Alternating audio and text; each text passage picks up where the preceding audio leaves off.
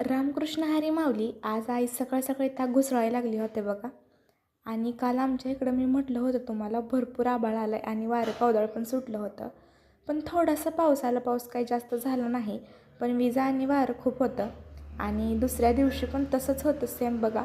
सकाळ सकाळी पण भरपूर आभाळ आलं होतं आणि त्याच्यामध्ये आईचं ताक हलवायला चालू होतं बघा. आणि ताक हलवून तिनं छान असं ताकावर लोणी आणलं होतं. 4 ते 5 दिवसाचं दही ते विरजलेलं होतं आणि आज आईनं ते त्याचं ताक बनवले आणि जे रवीला लोणी लागलं होतं ते आई काढून घेत होती. आणि जे पातेल्यात ताकावर जे लोणी आहे ते पण काढून घ्यायला लागले बघा आता. आणि किती छान लोणी निघलंय. जास्त उन्हाचं हलवलं की ते लोणी पातळ होतं, म्हणून सकाळ सकाळीच आईने लोणी काढायला चालू केलं होतं. तूप बनवून नंतर स्वयंपाक पण बनवायचा होता आणि पप्पा शेतात गेलं होतं आमच्या. आज तर सकाळ सकाळीच आभाळ आलं होतं बघा, पण पाऊस काय पडत नाही. काल पण सेम तसंच झालं होतं. काल खूप पाऊस येईल वाटलं पण काही पाऊस आला नाही. आणि आज सकाळ सकाळी आभाळ आले आणि आईनं सगळं लोणी एका पातेल्यामध्ये काढून घेतलं होतं बघा. आणि स्वच्छ आई लोणी आता धुवून घेते, कारण जेवढं पाण्याने स्वच्छ लोणी धुवून घेईल तेवढं त्याची टेस्ट छान लागते. लोणी जर स्वच्छ धुतलं नाही तर जे ताकाची किंवा दह्याची जी आंबट टेस्ट असते ते तुपामध्ये तशीच लागते. त्यासाठी 4 ते 5 वेळा छान लोणी धुवून घ्यावं लागतं. आणि माझी आई खूप छान पद्धतीनं तूप बनवते बघा. किती वेळा पाण्याने स्वच्छ लोणी धुवायला लागले बघा. ते जोपर्यंत त्या लोण्यामधलं जे ताकाचं पाणी आहे पूर्ण ते निघूस तर आई धुवायला लागली आहे बघा लोणी. कारण असं धुतलं तरच ते तूप चांगलं राहतं, जास्त दिवस पण टिकतं. नाहीतर थोड्या दिवसांनी तुपाचा आंबट वास येतो आणि टेस्ट देखील त्याची आंबट आंबट लागते.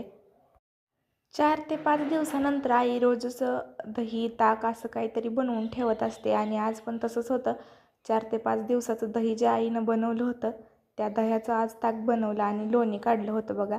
आणि आईनं स्वच्छ लोणी धुवून गरम करून आता त्याचं तूप बनवायला लागली होती बघा. गॅसवर ते ठेवलं होतं तूप बनवण्यासाठी आणि हळूहळू त्या लोण्याला फेस यायला चालू झालं आहे बघा. आणि असा फेस आल्यावर जे लोणी आहे ते वितळल्यानंतर पण गॅस स्लो करावा लागतो, कारण जर गॅस फास्ट केला तर ते तूप जळतं. त्याच्यासाठी खूप काळजीनं हे तूप बनवावं लागतं. आणि पूर्ण फेस आला आहे बघा आणि आई हलवत होती त्याला, कारण ते खाली चिटकतं लगेच. आणि जर जास्त गॅस मोठा केला तर तो फेस आहे तो वर येतो. जसं आपलं दूध वतू जातं तसं तो तुपाचा जो फेस आहे तूप आहे ते वतू जातं. आणि जो फेस होता तो पूर्णपणे आटत आला होता बघा. आणि खाली बघा तिथं तूप दिसायला लागलं आहे. आणि हे सगळं आता जो वरचा पांढरा फेस आहे तो सगळा निघून जातो आहे आणि खाली छान असं तूप राहतं आहे. आणि बघा तूप व्हायला चालू झालं आहे, त्याच्यामध्ये वरचा जो फेस आहे तो सगळा आटला आहे. आणि फायनली हे असं तूप तयार झालं होतं बघा. छान तुपाला उकळी आली होती. अजून थोडासा फेस दिसतोय, तो पूर्ण कमी झाला की आई बरोबर तो गॅस बंद करते आणि छान असं तूप बनवून घेते.